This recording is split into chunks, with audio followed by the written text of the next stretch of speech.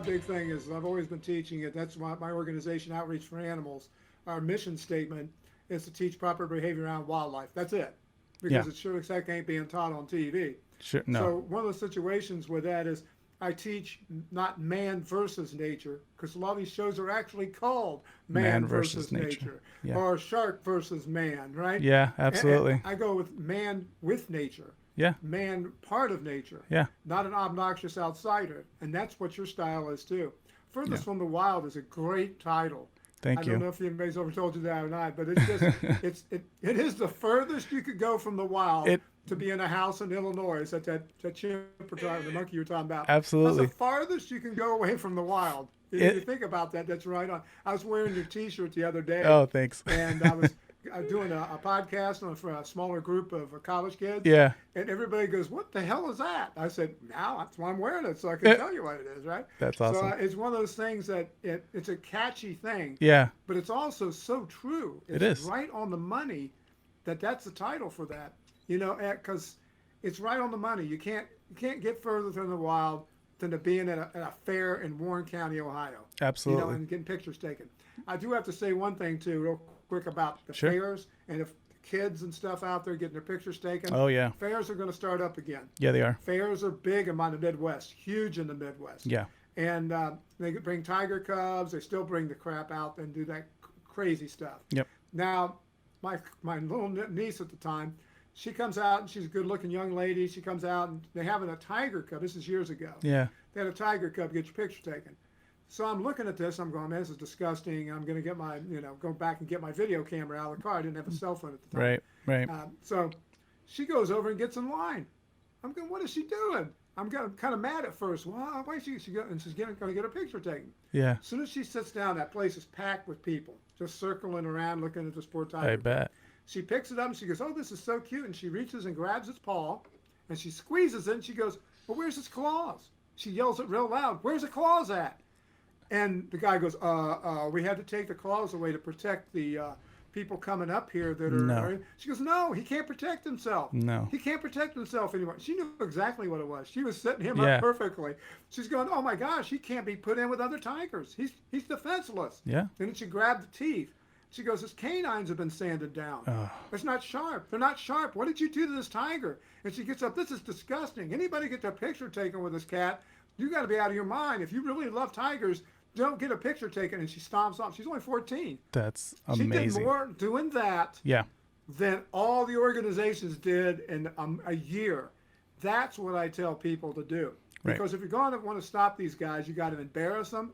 You got to bring the truth out like you talk about. That's true. And you watch. And she took over half of that crowd with her. Good for They her. come walking over, and here, this is my Uncle Tim. He saves tigers. Good for and they her. all stood around me, and I'm telling stories, and they're trying to call security on me.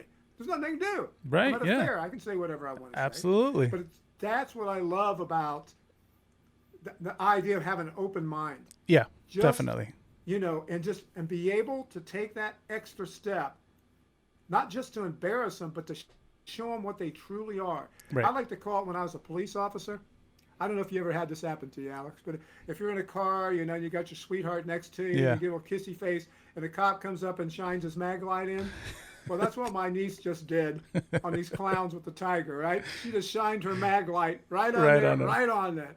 And the spotlight was right on them and embarrassed the crap out of them. Oh, and I man. love it. That's And that's the way amazing. to educate without letting them know they're being educated. Absolutely. And in today's world, everybody has a cell phone nowadays. So something like that goes up on social media and it goes viral. And, that's just another little quick form of being able to educate the public, That's right. But That's it's so true. It's so true. And I always, something that I always talk to with my producer, my brother as well, Sam, which you've met before, is we wish there was some kind of the curriculum in schools where they could educate kids on animal welfare or just conservation for that matter. You'd be surprised that some kids or some even adults don't know the difference between a tiger or a lion. Yes. It's mind-boggling, but that it does happen, and I think our school system should have some kind of animal or conservation education out there. So maybe something that Outreach for Animals and Furthest from the Wild can work on together in the future. Absolutely. Because I can tell you right now is that I've been around school systems and I've done programs for people. The only time I get invited in is usually by a student that fights the teacher to have me come in, because they'll Right. use videotapes of Steve Irwin. They use videotapes of, the man versus nature videos as their educational tools. And I can tell you right off the bat, it's embarrassing, but I was at a major college when the first documentary came out, The Elephant in the Living Room. I've been to about every college in the United States after that. And I was at I'm not going to say a Southern college. Sure. And I asked, this is years ago, it's like been 10 years ago. I go, I want to see the hands of everybody that knows who Jane Goodall is. And about maybe 10% of them, 12% raised their hands and knew who she was. And I said, everybody, let me ask you, do you guys know who Steve Irwin is? Yeah! The whole place explodes, right? And I said in my mind, I turned around to the college professors. I told them, that's your fault. Yeah. That's not their fault. Right. That's your fault. Yeah. And just what you said, I'm just backing you up on it. Right. That's exactly what it is. They're not instructing kids on what true. And I can tell you a quick story is that I came to some kids that were pretty aggressive. They were Steve Irwin fanatics, okay? Yeah. 7th and 8th graders, middle school. Sure. And a teacher actually brought me in. She heard my thing, heard me speak one time on TV, and she had bought both my books. And she said, I got to have him come to my school because these kids are out of control. All they Right. want to do is catch stuff, handle stuff, wrestle stuff. So I come in and I do my program and I talk to him. I said, how many guys out here, want to wrestle a gator? Ah, yeah. How many wants to catch a snake? Ah, yeah. So I tell you what, I said, let me tell you, you want to see a true nature experience? Yeah. Leave the snake alone. Yeah. Sit back and watch what happens. Sure. I said, give it a few minutes. I said, that snake's going to do something, and he'll be very exciting. Yeah. You'll actually see what a true snake does. Well, I just said that during my program. Well, the teacher, they went out to Allwood Nature Center a couple days later to that big nature center we have in Dayton, Ohio, and they come across, there's a northern water snake sitting on a rock, sunning. Everybody wanted to run down and catch it. So the teacher says, no, let's sit up on the hill here. Just give it a few minutes. Let's do what Tim said. Yeah. Everybody sits down. And these all kids are just rough and they want to catch, tame, and wrestle. Sure. So they get up there and they sit.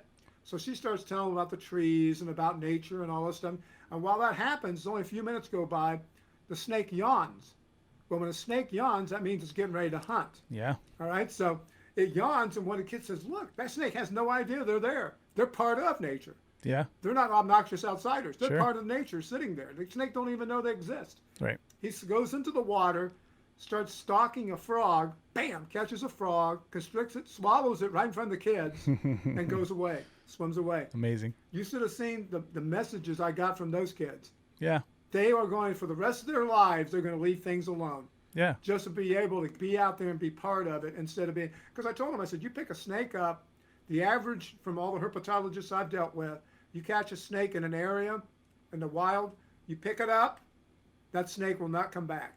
Right. They'll usually go find another location. That's very sad. Right. So I told that to them too. But to have those kids, those hardcore Steve Irwin fans, everything's grabbing, wrestling, pouncing, Yeah. abusing, swinging by its tail, Yeah. to come back and tell me, say, man, that was the greatest thing I ever seen. That's my reward right there. Right.